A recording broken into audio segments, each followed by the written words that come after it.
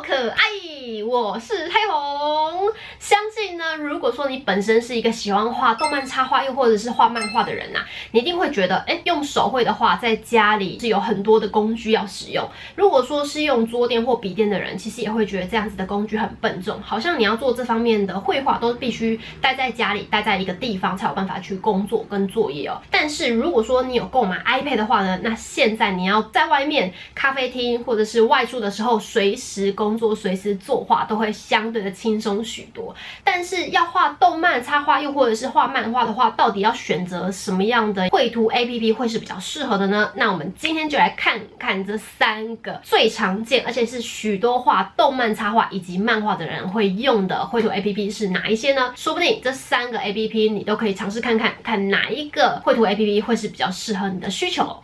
在影片开始之前，黑猴要在这边和你说一下我有制作迷你电子书以及一堂免费课程，就是希望可以帮助想要学习电绘的你快快提升画技，所以赶紧到底下描述栏里面去点击链接免费领取咯。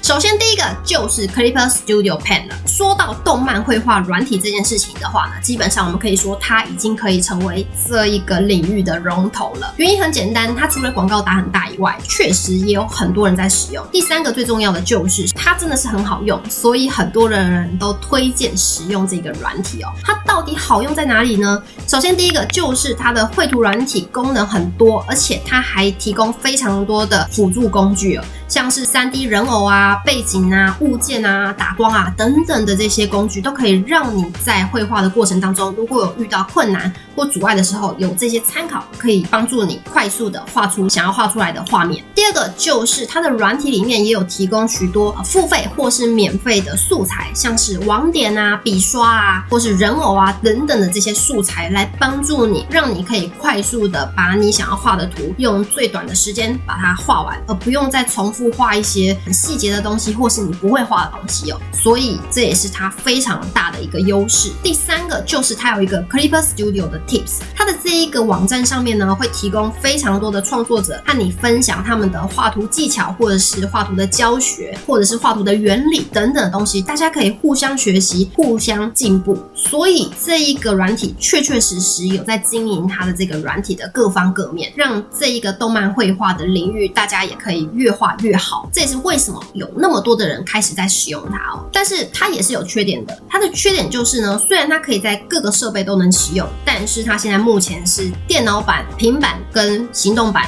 3个是分开计算的。电脑版的部分可以一次性买断去做使用，但是行动版还有平板的部分就必须用订阅制的方式才能够做使用了。所以如果说你自己本身是一个喜欢画动漫插画、画漫画、画动画的人的话呢，那基本上我会非常推荐使用 Clipper Studio Pen 这个软体。原因很简单，因为它的这个软体在这方面的支持真的是非常非常的多，它省去你花时间去找资料啊、找素材啊、找教学啊的这些时间，帮助你可以更方便而且更高效的画出你想要画出来的作品。所以这个软体的功能丰富程度我会给予5颗星，使用难易度呢我会给予4颗星。费用的部分，在平板与手机的部分是订阅制的方式才能够做使用了。所以如果想要了解更多的话呢，我们可以到底下描述栏的连结去进入官网看看咯。使用手机 App 进入最新影片，在底下留言的框往左滑，现在只要在黑红发布影片后的7天内即可热推影片，免费支持黑红哦。第2个就是 Mediband Pen。Mediband Pen 基本上它是一款非常适合拿来画漫画的一个软体哦。那基本上你要拿来画动漫绘画也是可以的，毕竟其实漫画还是它的强项啦，所以说基本上呢，它还是会比较强调它在这一块的一个优势。那 Mediband Pen 呢，它在画漫画的一个分格或是网点制作漫画的一些功能是比较齐全的。它的软体也提供了上千种的网点，还有日语字型，甚至有给你一个限额的云端容量，让你在画图的时候呢，不用怕说没地方可以存哦。那你只要注册了它的会员登录软体，就可以获得各种追加的一些功能。更重要的是啊 ，Mediband Pen 它本身是免费的，所以非常推荐给想要画漫画的新手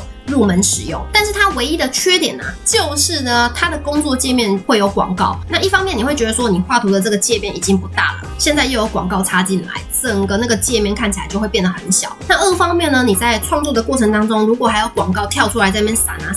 你就会觉得说你在画图的过程当中有被干扰的感觉，真的是非常的不舒服啊。所以说，如果说你希望你可以有一个干净的工作界面的话呢，你可以考虑订阅 Medibang Pen。虽然说它是免费的，但它也是有付费的一个选项可以让你做选择哦。你如果说使用了付费的 Medibang Pen 的话呢，你除了可以隐藏广告以外呢，你还可以解锁某一些进阶的功能，以及增加云端的容量，或是使用更多付费的笔刷跟纹理等等的素材。所以如果你自己本身呢是喜欢画动漫绘画以外也喜欢画漫画的话呢，那就会非常推荐你可以使用这一款软体先入门试试看的。那当然如果说你觉得真的还不错用，再考虑使用付费的部分。除此之外呢，这个官方它也有提供你非常多的教学或是竞赛，还有一些简易的一个社群可以提供给创作者互相的交流。所以这个软体的话呢，功能丰富程度我会给3颗星，难易程度我会给3颗星。那它的费用的部分呢，有免费以及付费的部分。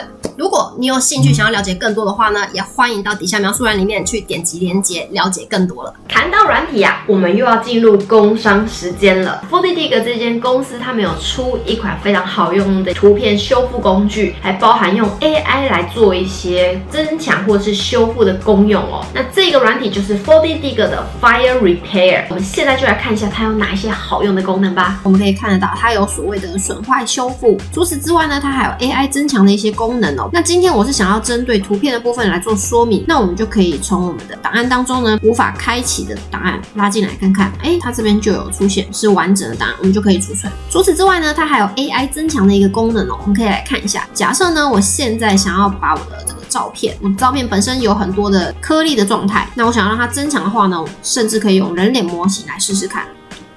在经过它的一个增强之后呢，其实我觉得还不错的是，它把我整个颗粒的状态都处理的还不错。只是说呢，它有一点小小的问题，它虽然把我的颗粒状态处理的很好，但它就是把我的颗粒状态变得模糊，感觉整张图呢变得稍微模糊了那么一点点。如果我们换成2次元的作品，那它这张图呢是我本身在网络上找到一些像是参考图，那这样的图呢，因为它的解析度非常的低，如果我们利用这样的一个方式把它增强看看会是怎么样的，我们会发现哦，在它用通用模型之后呢，它的整个解析度会变得高，而且它的整体的一个还原度是非常棒的。所以如果你本身是使用2次元的图，想要去增强你2次元的作品，那你可以试着用这样的一个方式去让你的图解析度更高。那另外一个的话呢，我想要来测试看看，如果说是我手绘的作品把它拍照下来，但是解析度不高，还是有些地方是模糊的情况之下呢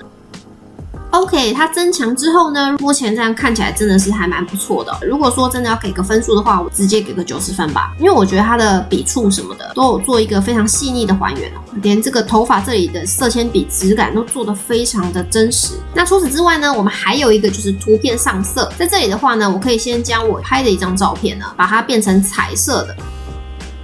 就会变成这样子。上色来说的话，我觉得在饱和度上可能还可以再调整的更柔和一点。我这样子饱和度超高的情况之下，颜色不是很好看。那我们再试另外一张。如果我们今天将一张黑白的画作把它放进来之后呢，运用这样的一个上色模型，是否能够帮我们做上色？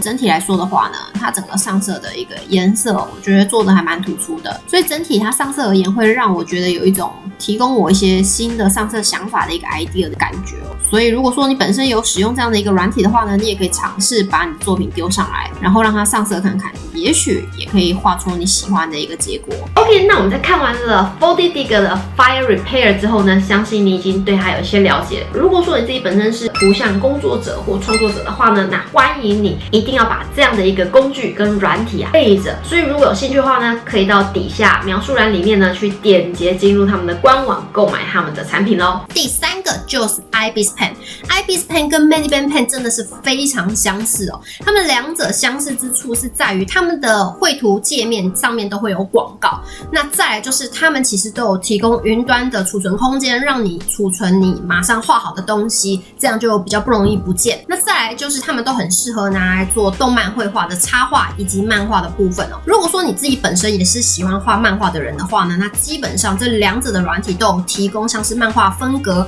或者是网点的部分，都会非常方便你去做漫画的创作哦。那部分的笔刷也可以免费的去做使用，等等的功能都非常的相像。除此之外呢，如果说你想要利用 IBIS Pen 去解锁所有的笔刷，或者是使用大部分付费版的功能，则是需要观赏广告影片或者是购买付费版的版本才有办法去做使用哦。那如果你想要解锁 IBIS Pen 里面软体内所有的滤镜啊、素材啊、字型啊，或者是画布纸的话呢，则是需要使用订阅制的付费方案才能够全部解锁。这个部分其实跟 Medibang Pen 都非常的相像哦，但是这两者之间的差距是在于，在 IBIS Pen 里面呢，它的选择笔刷上面会有预染的部分，让你比较好做挑选，而且在笔刷的参数上呢，也比 Medibang Pen 还要来得多一些哦。所以如果你是用 IBIS Pen 来做绘画的话呢，就会觉得在笔刷的选择或者是笔刷的运用上会比较灵活，比较方便。但是如果说在功能上来说的话呢，那不得不说啊 ，Medibang Pen 可能会比 IBIS Pen 还要来得丰富一些哦。所以基本上呢，这两款软体你都可以下载来使用看看，毕竟免费体验是不用钱的，所以说其实是蛮好的。那你在体验完之后呢，再来选择其中一种作为长期创作的软体就可以了。所以这一个 IBIS Pen 呢，我会给它的功能丰富程度给予3颗星，难易使用程度给予3颗星。至于费用的部分呢，则是有免费以及付费的方案哦。那如果想要了解更多的话呢，也可以点击描述栏底下的连结，去到他们的官网去了解一下。OK， 在我们今天看完了这3个专门画动漫绘画的绘图 APP 之后呢，